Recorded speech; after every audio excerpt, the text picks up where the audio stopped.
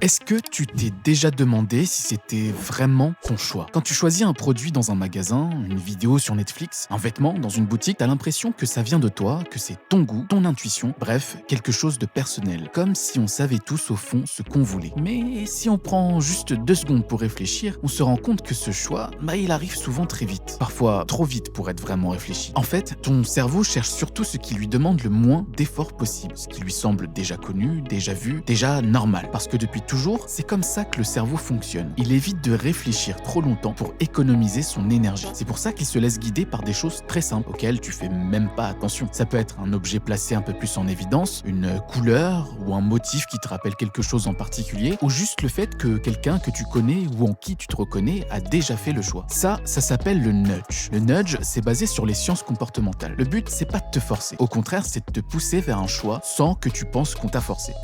Par exemple, sur certains sites, la phrase « accepter les cookies » est beaucoup plus visible que la phrase « continuer sans accepter ». Et c'est pas pour rien. Rappelle-toi, le cerveau évite de réfléchir trop longtemps pour économiser son énergie. Mais plus tu y penses, plus tu vas te rendre compte que c'est partout dans notre société. Quand dans une boutique en ligne, on te dit que 250 personnes regardent la même annonce, quand Netflix lance automatiquement l'épisode suivant, quand Duolingo transforme son logo si t'y es pas allé, quand on te propose 3 tailles différentes de produits pour te pousser à prendre la taille intermédiaire. Bref, à chaque fois, on ne t'enlève pas le choix, on décide juste à quoi ton cerveau va réagir. Alors, est-ce que ta liberté a vraiment commencé au moment où tu pensais décider? Ou est-ce que tu n'as fait que suivre une voie vers le choix qu'on voulait que tu prennes? Je te laisse me le dire en commentaire et surtout, abonne-toi.